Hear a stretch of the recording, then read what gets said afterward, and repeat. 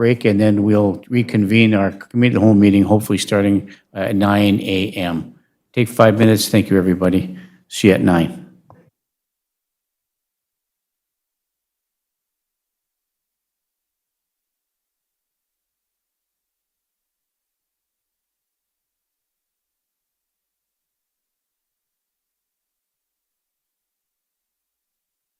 No, we don't need.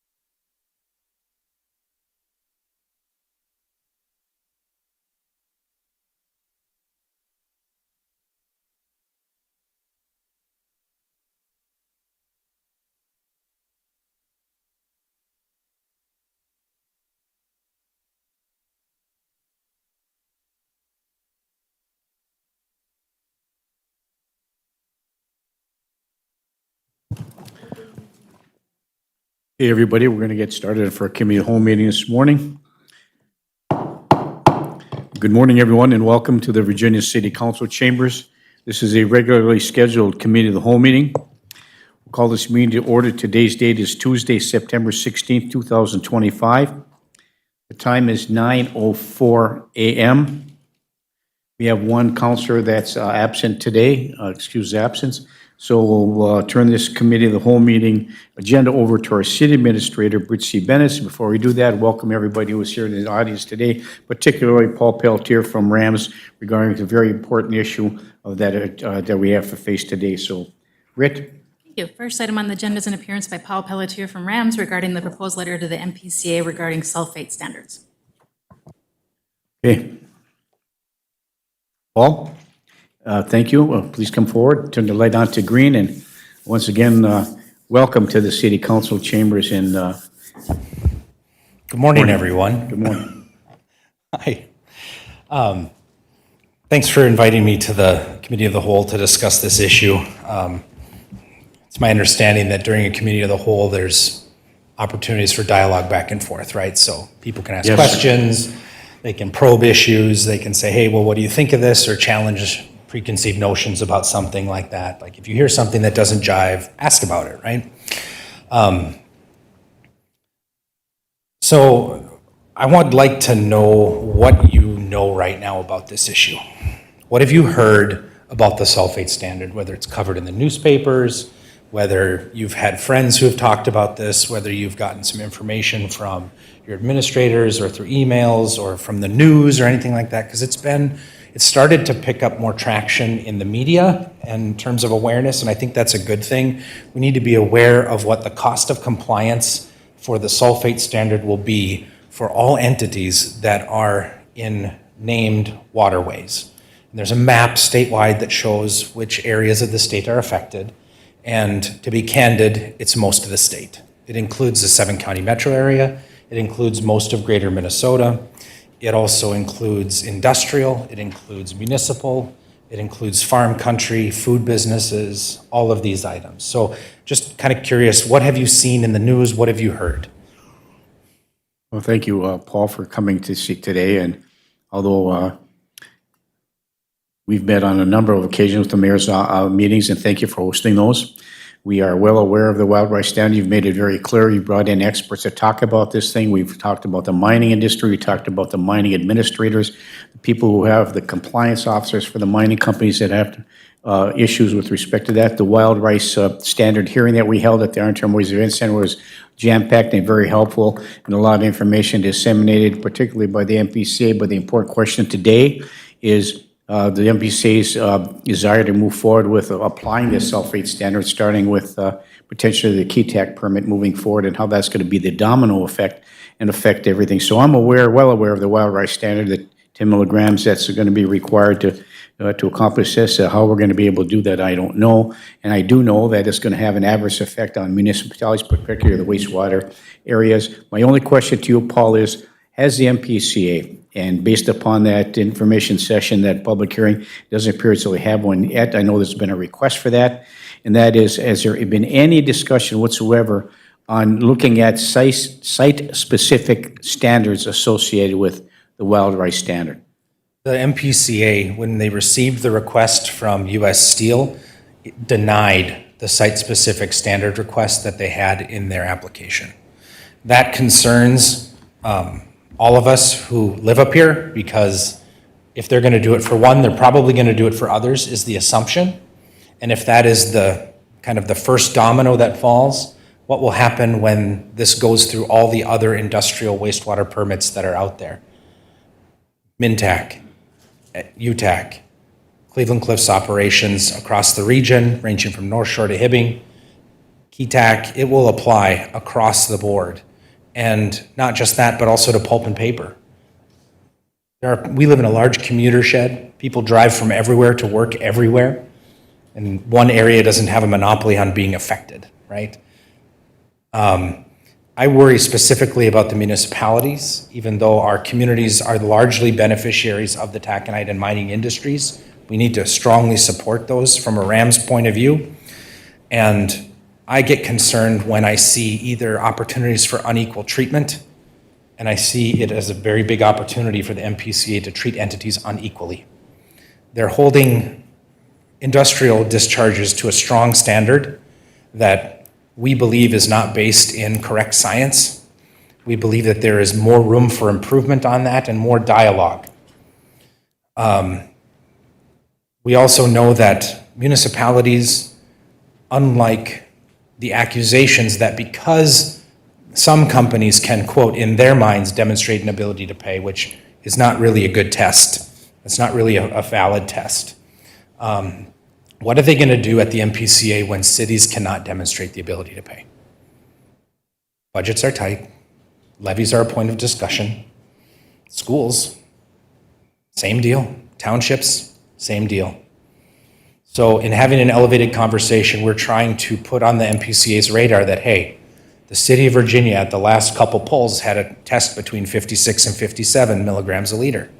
And depending on your outflow, that means you have to have a certain size type of treatment for that, whether it's membrane treatment or not, or something else. I know there are novel technologies out there, whether they're biological based or they're minerals based, but they're not at industrial scale yet.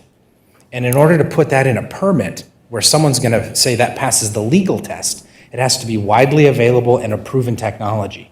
That's why reverse osmosis is in that permit for KETAC, because that's the only available technology right now that can pass the smell test and the science test at this point. Everything is at bench scale. Everything is at pilot scale. That's not that. And so the assessment that KETAC would have to implement an $815 million over 10 years or over a 20-year span, that type of solution makes that plant unprofitable. And because it's unprofitable, companies may make decisions about that, whether or not it's the cost per ton. And if you have a high cost per ton for pellets, you're going to see consequences from that, or at least those consequences will be on the table, right? And so it would add functionally $17.5 per ton produced at KETAC to implement that RO standard over a 20-year period. That includes OPEX and CAPEX. Now, what that means is that it becomes financially not competitive as an operation. And although the company worldwide as a global entity like they are, may look big, they make decisions based on small areas. So I think about our small area. You guys know I live in Virginia. This is my hometown. Now we live here. So I think about what's the effect going to be on my water bill if the city of Virginia has to implement something that the MPCA directs them to do. And you guys have been monitoring for sulfate for at least 2 years. Okay, it's been in your permit. Those numbers come from the MPCA's widget online. There are communities across the region, I really want to make this clear, and you should really care about this, that have not had to monitor for sulfate for whatever reason, but have now received letters and phone calls from the MPCA directing them to do so. And we know that when that happens, it's probably because they're going to be asked to implement it in a permit later on. And so if they're going to be asked to implement it in the permit later on, they're probably going to want you to track it so that you have to comply with it later. That's a concern. I also received word just this morning that another municipality on the west end of the range was told by MPCA to stop applying for a variance to the sulfate standard because something called a MDV, multi-discharger variance, could be something that's on offer. And that might sound great. Oh, it sounds like a solution, Paul. What's that about? Multi-discharger variance is a funnel where you guys are the city of Virginia, you collect from all the homeowners, all the business owners within your footprint, you send it to one central collection point at your wastewater treatment facility.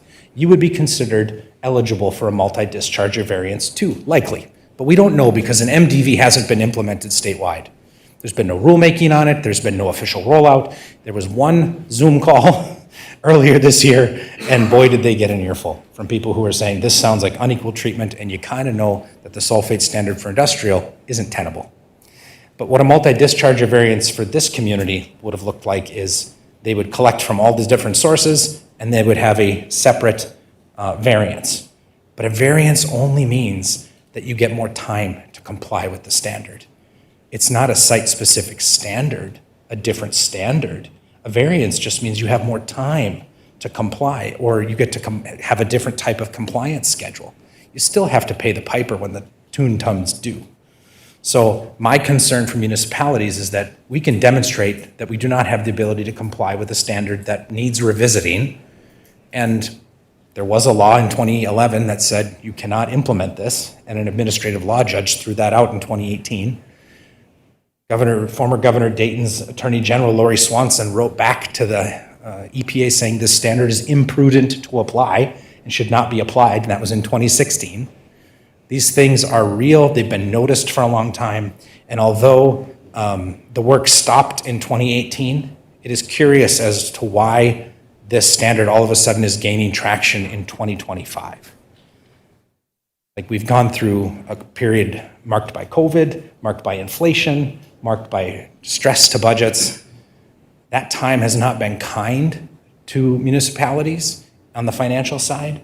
And so I think it is very clear that statewide, this has been portrayed as generally a mining issue. No one needs to care about it, it's a mining issue. Well, guess what?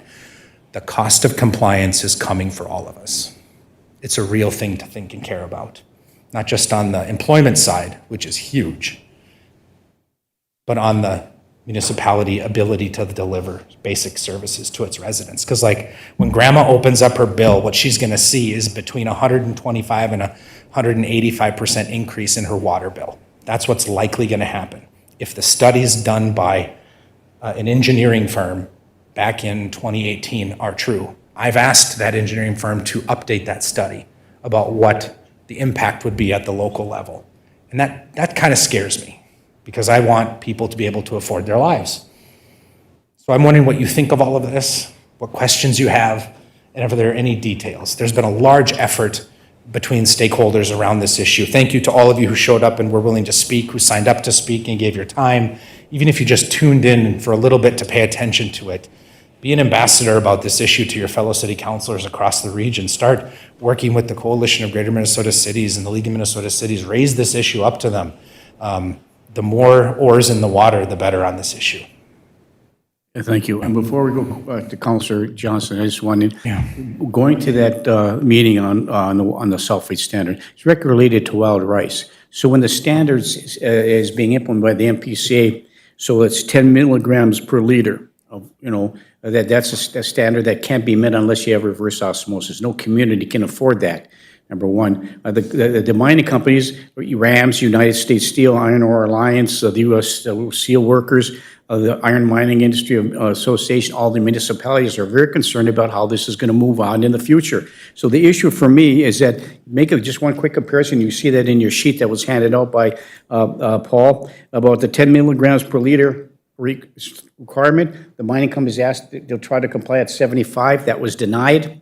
And so we're looking at an example of smart water. You buy a bottle of smart water. What's contained in those, in how many, it's 77 milligrams per liter in a bottle of smart water. Well, the only state in the union that has a sulfate standard is Minnesota. No other state has a sulfate standard. So that being said, there's a lot more to talk about, more that we learned from our engagements at the mayor's meeting and others through the experts moving forward. So I'll stop there and go to Councilor Johnson. Councilor Johnson. Thank you, Mayor. Thank you, Paul, for coming in. To answer your question, I know a little bit about what I see on the news. I know a little bit about the emails we get. I guess the one concern I have is I don't see any acknowledgement in the paperwork of the sacredness of the wild rice and the wild rice waters to our Native American community. And I would just request, if it's not being done, that we be including our local tribes and tribal members in what the solution is. I know that there's some political divides when it comes to that, but I also know there's got to be a willingness of everybody to figure out what the practical solution is. I totally agree that it's not sustainable. It is not something that our city can afford, or even if the state gave us a grant and everything on a river had the money, we'd still never be able to maintain the 1960s, and that's the part that just boggles my mind, is we're going on 1960s technology for a standard, and those people probably aren't even alive that did that study, to be very honest right now. So I think there's a need for an updated study, reasonable and updated standards that allow for discussion, allow for some compromise, because I do know that, of course, with every issue, there's extremes on both sides. And I think that what you're saying, what I'm hearing, is we need to figure out where that middle ground is so that we can maintain operating, having clean water, having clean discharge, so our ecology and our environment stay healthy, but also realizing that we are in the 21st century, needing to work on moving forward. So that's what I know. I'm curious to know how our Native community and those folks are being represented, as it, like I said, wild rice is very sacred, and the space where it's collected is sacred. So that's where I sit, but I would totally support a letter from the city of Virginia requesting that we take a step back and look and see what is the sustainable but attainable answer for this. Thank you for that feedback, Councilor Johnson. I appreciate that. Noted. It's important to notice that every municipality has an opportunity to say what their needs are, and even if this issue affects different groups differently, you don't give up that right as the City of Virginia to say what your needs are. I look at the taconite operation north of us at Menorca, and they would not meet the sulfate standard as it currently sits right now. So there are major headwinds for industry in our area, and I would encourage you to consider as many of those impacts as possible in your deliberations. So, Before we go to Councilor Paulson, is this an accurate statement to make that the Native American tribes have been well engaged throughout this entire process moving forward? They've kind of they're the driving force about this 10 milligram per liter standard. And is it accurate to say that they have, under the authority of the Minnesota state law, to set their own standard? that part I'm not sure of. The word I don't know is, I'm going to tell you, I don't know. I don't know the answer to that. Okay, thank you. Councilor Paulson. Thank you, Mayor, and thank you, Paul, so much for coming in. And, My pleasure. I watched a little bit online, obviously caught some news, and former Councilor Baraboo was very engaged with this conversation from 2016 and 18, and so I remember discussions back during that time as well. I do have a question for you. Is the current 10 milligrams per liter sulfate standard, was that law enacted? Is that an actual, that standard, how is that codified? That is in the state statute. It's in a state. That's in state statute. It's a state statute. Yeah. And was that in 2011, or was it prior to 2011? I don't know the answer to that. Yeah. Okay, so I'm just going on your pamphlet here. Oh, hold on. I don't think it is in state statute. I think it is an MPCA rule that it is at 2011. Yeah. It's a rulemaking on a part of the MPC. It's not a statutory. I apologize for that error, No, Councilor that's Paulson. okay. Sometimes I want to make sure that I'm super clear, but MPCA has the authority to go through rulemaking that establishes standards, and the standard that has been established is 10. Okay, so it is an MPCA rule.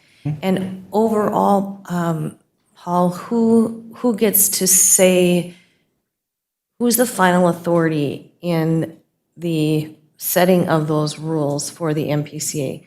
Is it a current administration? Who gets to determine if those rules that are set by the MPCA are fair and equitable? The executive branch has a lot of say in how rules are implemented, and administrative law judges go through a hearing process to establish standards. And the last time an ALJ process, an Office of Administrative Hearings process, was conducted was from 2011 to 2018. And at the end of that process, the administrative law judge in question ruled that 10 was protective and then stopped the rulemaking process there before it could was- reach a different There conclusion. was motion, and then that stopped based on, at A that. lot of work around the Wild Rice Task Force from that time. You pointed out former Councilor Baraboo's engagement on the issue. I think he was heavily involved in RAMS at one time as being the president of the organization. He brought a wealth of knowledge and passion and experience to that item, and there have been, and it's not hyperbolic to say, a generation of Iron Rangers who have lived this issue previous to us talking about it today. So one of those things that dialogue with state people who make decisions about where we live, even though they don't live here, that's really important. Making sure that people understand how to talk across geography. It's not all kumbaya and holding hands. There are some hard conversations that have to happen, but you have to have them respectfully. Doesn't mean you can't have them passionately, but people have to be able to hear you and then listen to you. So we're trying to elevate the conversation, elevate the dialogue, and make no mistake, the range still has a lot of fight left in it. We saw that when 500 people showed up to the ITMEC in Virginia and made sure that their voices were heard, overwhelmingly supporting a revision to the wild rice standard. This is a sensitive topic for good reason. There are many players in the market. The executive branch, the commissioners, the governor's office, they have a lot of power in these matters. And it's our continued dialogue that will hopefully raise this issue up for them to a point where they feel they can take some action for the benefit of all Minnesota. And so, thank you for that. Thank you so much. Yeah. Then the letter that is, the draft letter that is in our packet, is that the current letter that you are requesting the council to move forward? I believe so. I think that is the current letter. There's been a lot of versions of that letter going on and a lot of dialogue. And that is a starting place for the council. If you wish to send your own letter, by all means, I'm kind of being a little organizer of the mayors, right? Like, hey, this issue is something we should care about. Let's learn about it. You guys do with it what you will because you are your own entity.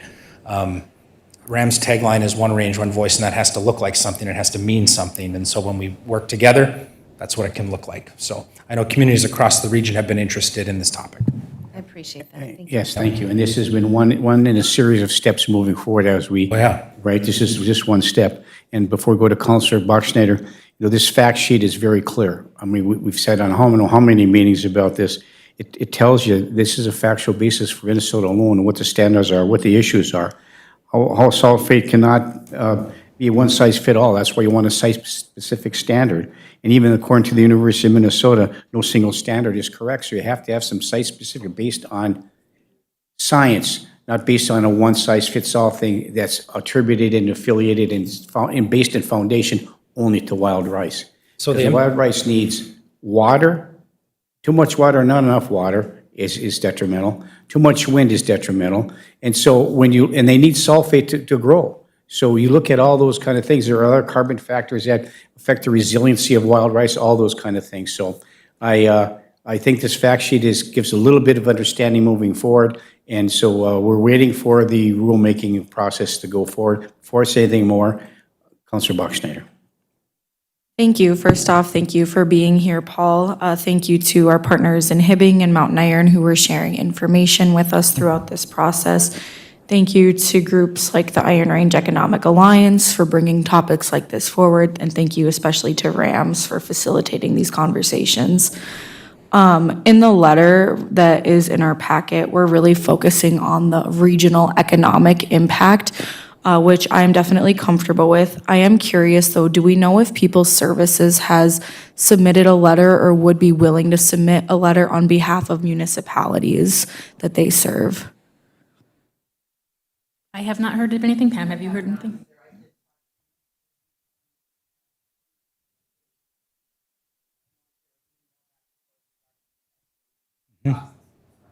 Testing process in the city, and they do that 2 times a year as a monitoring process. So unless something comes down the pike eventually where it's going to entail more testing and, guidelines and things like that. And I think they should be able to provide us with what those levels of sulfate are because we've been having to test for that, correct? For the last couple of years. So we should get a printout on what that standard is, what we're taking in, what our water sewer treatment plant is filtering out, and what we're looking for. So that would be helpful as well. Thank you, Mayor. I believe that was in the email that Britt sent out to everybody. It Right. had the So limits. I'm talking about to the general public as well. So thank you. And thank you for the clarification on the letter that we're looking for, the economic impact, the concerns that we have associated with that too. So Thank you. did you have something else on Councilor Boxton? I would move the approval of the letter as presented to submit and to do that as soon as possible, given the public deadline for submission is, I believe, the 22nd, It is the 22nd, that's which is correct. prior to our next council meeting. Thank you. Motion by Councilor Boxsnyder. Is there support? Support by Councilor Freely. Is there any further discussion? Councilor Bronson. Thank you, Mayor. I would appreciate if we had a stanza in there about making sure we're working with our native population and local tribes because it is so important to them. And I'm sorry, Mayor, if that upsets you, but I think it's important that we represent all of our citizens. Thank you. No, it doesn't upset me. I don't know where you get that from. I'm just thinking that being a Native American myself, being registered in the tribe like my family is, I'm very concerned about it as well. So that's very important. So there has been a motion on the floor in support to submit this letter as presented. Further discussion? Pam? We need to make an amendment. There's a motion To on the floor include now. that, right, There's- to include Counselor Johnson's request. I guess, Paul, I would look to you. Do you have a recommendation if that feels relevant to include or not? I fully endorse your ability to write your own letter in the way you see fit. I've kind of given you the seed corn for something. I would also remind you that maybe something that you might not know, the MPCA says when making comments, they are open to new information that they may not have had before, economic impact information. So if you want to add things like what the potential economic impact information would be to the city of Virginia should you have to implement something like this, that'd be extremely welcome to them because they now would know what the cost of compliance would be for one of the municipalities that are in the state of Minnesota that has to wrestle with this. So yep. Everything seems fair game if it's helpful. And those are items that I think would also be helpful in addition to whatever the current corpus of the letter is. Sure. Thank you, Paul. So Councilor Johnson has asked for an amendment. Councilor Boxton? I would make an amendment with that section to be sent to the council for review prior to submission. Okay, very good. The second was made by Councilor Freely. Were you comfortable with that addition moving forward? Very good, thank you.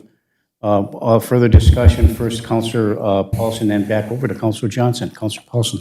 Thank you. Would that amendment also extend to economic impact that Mr. Peltier just Yes, referred please. to? Okay, so 2 of those bullet points. Thank you. And Thank you.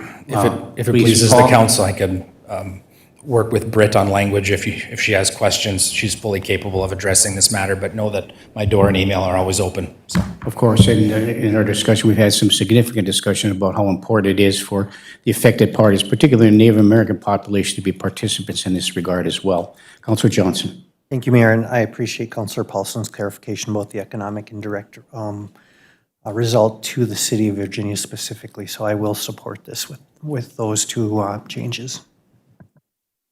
Okay, has been moved and supported. Is there any further discussion? Councilor Freely. Just I'll ask, after listening to all the conversations, the statements that were made at the meeting, and after reading with regard to the economic impact, from the information that I read, the economic impact of wild rice production and harvesting is about $58 million in the state of Minnesota. Taconite industry is about almost $2 billion. And so my frustration with what I heard that night was why there's such a deference being made to, and this is no disrespect towards the sacred nature of wild rice harvesting or anything, but there seems to be such deference to an activity, which is the harvesting of wild rice, versus an industry, which is the lifeblood of the region that we're all living in. So I'm kind of frustrated with that imbalance that I hear, whether that's realistic or not, but that's my impression. And again, that's no disrespect to the nature of the harvesting of wild rice. Paul? Okay, thank you, Paul. Mr. Mayor, to your comments, Councilor Friedlieb, we can have both. we can have strong environmental standards, and we can have strong industrial development in this state. It is a false choice to say that we have to pick one over the other, and there we stand. So.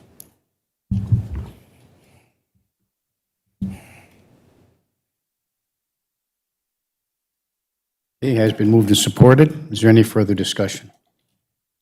Hearing and seeing none, all those in favor signify by saying aye. Aye. Aye, opposed? Motion carries. Thank you, Paul. Thanks for your time this morning. I appreciate Have your a great time. day. Thanks for coming at short notice. Thank you. Thank you, Paul. Item number 2 is a request to approve the quote from Fast Lane Emergency Vehicles for the equipment storage module for the Sprint Medic vehicles. So moved. I'll move to approve by Counselor Johnson. Is there support? Is there support? Support for discussion. Support by Counselor Bachschnider for further discussion. Further discussion, Counselor Bachschnider, and this is Sprint Medical, this is fully reimbursed, is that correct? Okay, thank you. That was the question. That was the Oh, I question. apologize. No, you're good. Okay, thank you. It has been moved and supported. Is there any further discussion? Hearing and seeing none, all those in favor signify by saying aye. Aye. Aye, opposed? Motion carries. Item number 2 is a request to review and approve the extension of the existing contract with Pantheon Computers for data services. So moved. A move to approve by Counselor Johnson. Is there support? Support. By Counselor Freelieb. Is there any further discussion? Hearing and seeing none, all those in favor signify by saying aye. Aye. Aye, opposed? Motion carries. Number 4 is a request to review and approve the contract with Toast for the point-of-sale system with the Iron Trail Motors Event Center. And Brian's not here at the moment, but just to give a little update, right now we have a system through Northern Business Products that we've been using since the building opened, but it's really cumbersome and really kind of clunky, and we're having a hard time getting them to move from the former concessionaire bank account to the new concessionaire's bank account. So we're having some issues. The contract is up with Northern Business Products this month, so they want to move to Toast, which is a well-known countrywide system, a point-of-sale system that is actually 30% less per month for the subscription for Toast than it is for the existing Northern Business Products. Okay, thank you. I will move the contract with Toast. Counselor Johnson moves to approve the contract with Toast. Is there support? Support. By Counselor Bachschnider. Is there any further discussion? Counselor Paulson. So Britt, was there a prior cost to, like a hardware cost? There was, and we own those hardware. We bought them when we So bought that's the what I'm building. wondering. So we're going to probably surplus them to another facility. They're There's no way we can Oracle-based utilize them. systems, so there are people out there that use Oracle-based systems that would be looking for these kind of things. It's kind of a niche, but We would sell that and get some We would sell that reimbursement for that. equipment, Okay, yeah. thank you. Thank you. Counselor Paulson has been moved and supported. Is there any further discussion? Hearing and seeing none, all those in favor signify by saying aye. Aye. Aye. Opposed? Motion carries. item number 5 is a request to review and approve the quote for the replacement of the server for the police department from Pantheon Computers. This was planned as part of the FF&E, but the dollar amount is higher than I can approve at this moment, so I need to bring it to the council for approval. We need to order this now because I need to put it in the building in the next few days. It's ready to be purchased, it's ready to be shipped, it just needs to be approved by the council for us to purchase it. So moved. Move to Support. approve by Counselor Johnson and supported by Counselor Bachschnider. Is there any further discussion? Hearing and seeing none, all those in favor signify by saying aye. Aye. Aye. Opposed? Motion carries. Item number 6 is a request to approve the resolution to hire a heavy equipment operator. So moved. Support. Move to approve by Counselor Paulson and supported by Counselor Johnson. Is there any further discussion? Hearing and seeing none, all those in favor signify by saying aye. Aye. Aye. Opposed? No. Roll call, please, Pam.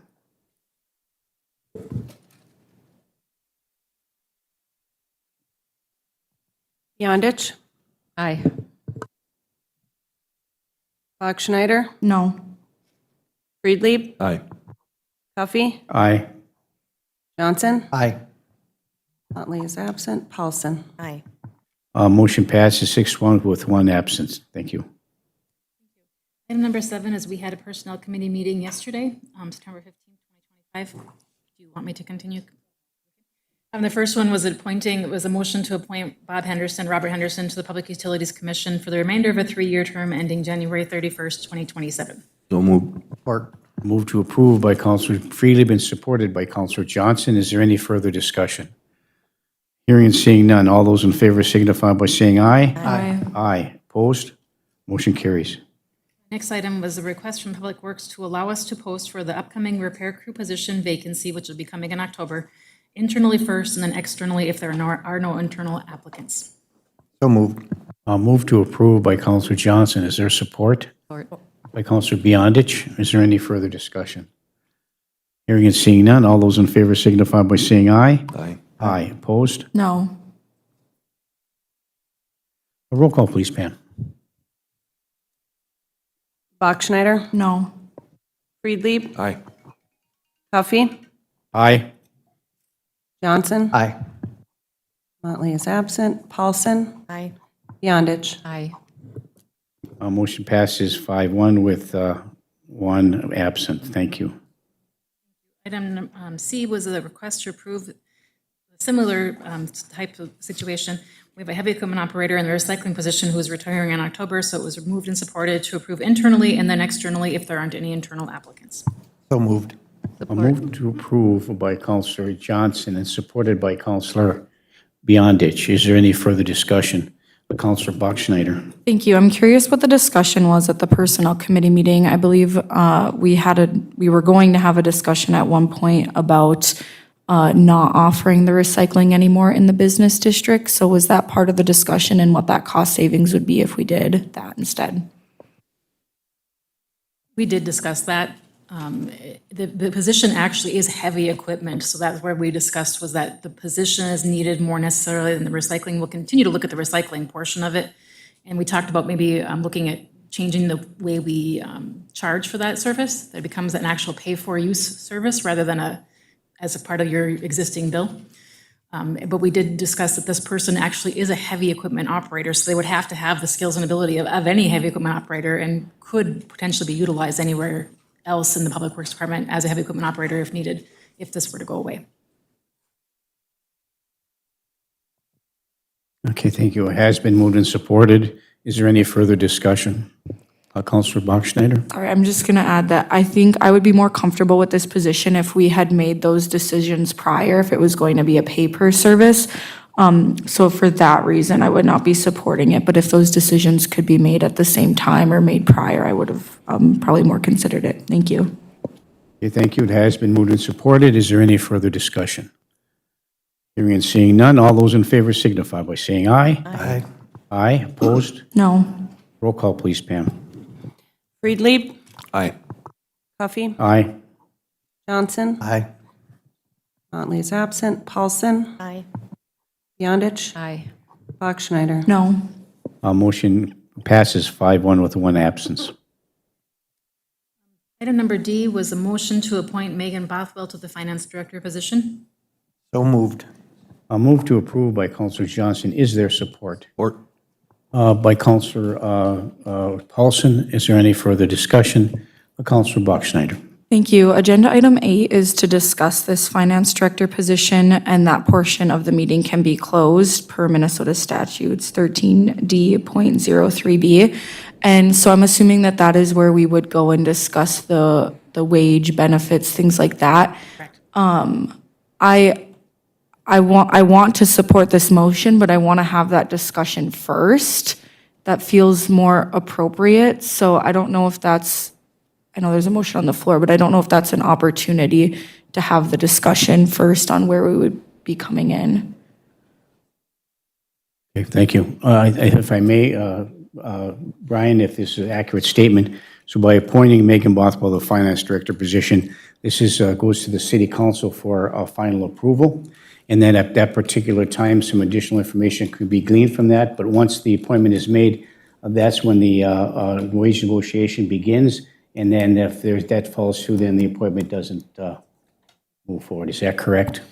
That's correct, Mayor. So the effect of the vote, excuse me, the effect of the vote here would be to move the final decision to the council meeting. So that conversation would take place, at least in part, before a final decision was made. Yeah, thank you. Has been moved and supported. Further discussion, Councilor Bachschnider. Thank you for that clarification. So after this, we would still go into a closed session to discuss where we would come in range-wise, things like that, and then, okay, perfect, thank you. Thank you. It has been moved and supported. Is there any further discussion? Hearing and seeing none, all those in favor signify by saying aye. Aye. Aye. Opposed? Motion carries. Item number 8 is the potential closed session to discuss the finance director position. So might I suggest that we go to item number 9, which is discuss and review the SRO contract with the Rockridge School before we go to closed session? Okay, let's hold number 8 in abeyance and move to other items of concern number 9. Discuss and review the SRO contract with Rockridge School. Here, if I may just jump in really quick, by statute, we have to have an agreement to put an SRO at the school. So you'll see in the agreement, it does say 0 because we are working on a separate MOU about the agreement for the overtime that they're going to pay. But we procedurally just need an agreement to get the officer to have authority in the school. So this is that step, and then for the next meeting, we will have the MOU ready. Chief just sent me a draft of the MOU. We should have it ready, actually, probably for the council meeting. That agrees, we'd already agreed at a previous meeting that they will pay overtime costs for our staff to be there. So it's just, we'll solidify that with the MOU with the school. So moved. Support. Move to approve by Counselor Paulson and supported by Counselor Johnson. Is there any further discussion? Hearing and seeing none, all those in favor signify by saying aye. Aye. Aye. Opposed? Motion carries. So when we go into closed session, can we do 8 and 10 both? Item number 10 is also a closed session item for real estate negotiations. It's to discuss and purchase the tax forfeited property from St. Louis County known as parcel 090-0137-00030. Okay, thank you. We're looking for a motion to move into closed session for item 8 and item 10 on the committee whole agenda. Item 8 is discuss the finance director position. This portion of the meeting will be closed pursuant to Minnesota Statute 13D.08 subdivision B. And item 10, discuss the purchase of tax forfeited property from St. Louis County known as parcel 090-0137-00030. Also, this portion of the meeting may be closed pursuant to Minnesota Statute 13D.05 subdivision 3, paragraph C. So move. Move to approve by Counselor Bachschneider. Is there support?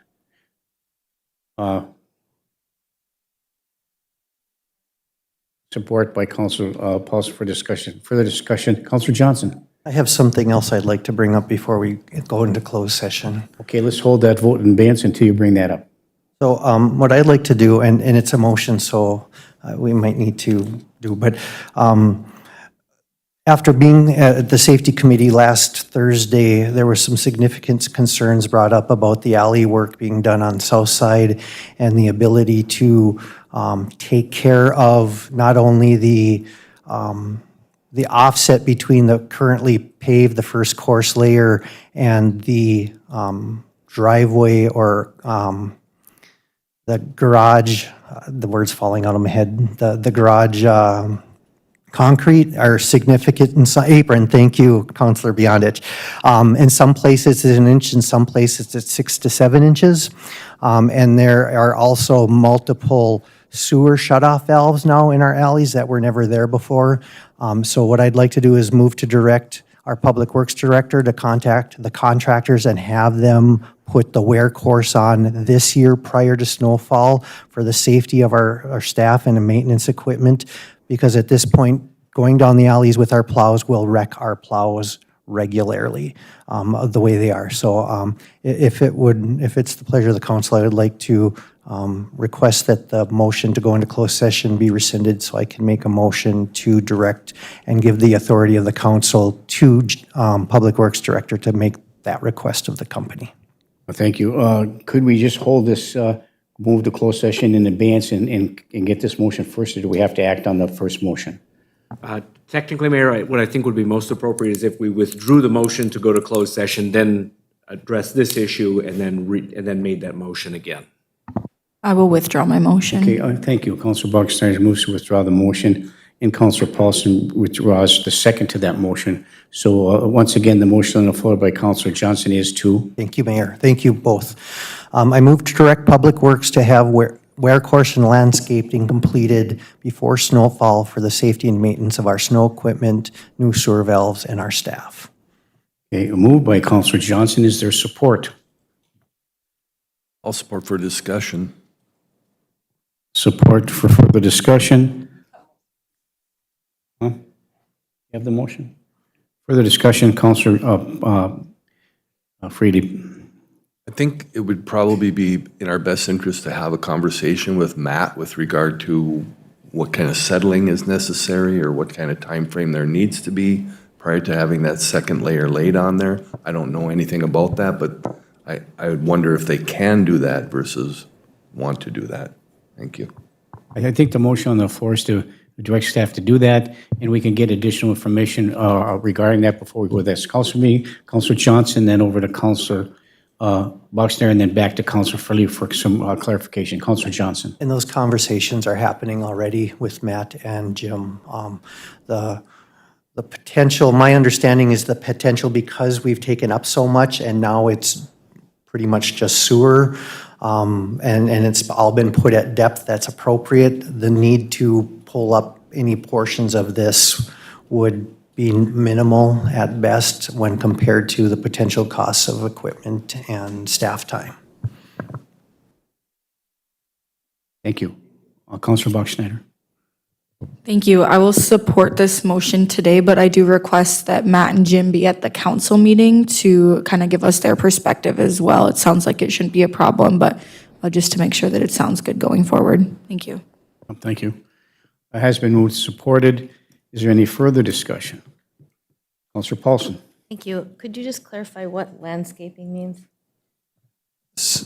Mayor? Counselor Johnson. So when they paved, that doesn't go all the way to the edge like it used to, so there's actual curves in the bituminous that's down, and there's gaps, so that needs to be leveled out from the top of the bituminous to where the existing yards or alley abutment is. So that landscaping is in filling in it with dirt and making sure they're little green valves now. They're about this big and they stick up about this high, and those would become level with the ground so that, and then I'm going to mark mine with a stick, but it's a whole new obstacle that we've never had in our alleys before.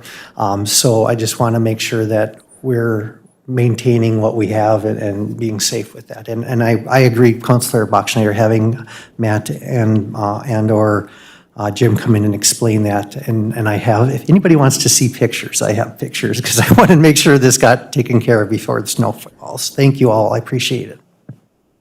Thank you. It has been moved and supported. Is there any further discussion? Hearing and seeing none, all those in favor signify by saying aye. Aye. Aye. Opposed? Motion carries. Before we go into closed session, I'll reread those two items once again. Is there any other items of concern that come before the committee of the whole meeting today before we move to closed session? You're looking for a motion to go into closed session, item 8 and number 10. Item 8 is to discuss the finance director position. This portion of the meeting will be closed pursuant to Minnesota statutes 13D.03, subdivision B. And item 10, discuss the purchase of tax forfeited property from St. Louis County known as parcel 090-0137-00030. And this portion of the meeting may be closed pursuant to state statute 13D.05, subdivision 3, paragraph C. So move. Move to approve, go into closed session by Counselor Bachschnider. Is there support? Support by Counselor Johnson. Is there any further discussion? Hearing and seeing none, all those in favor signify by saying aye. Aye. Aye. Opposed? Motion carries. We ask all of you in the audience and please vacate the City Council chambers so we can move into closed session. Before we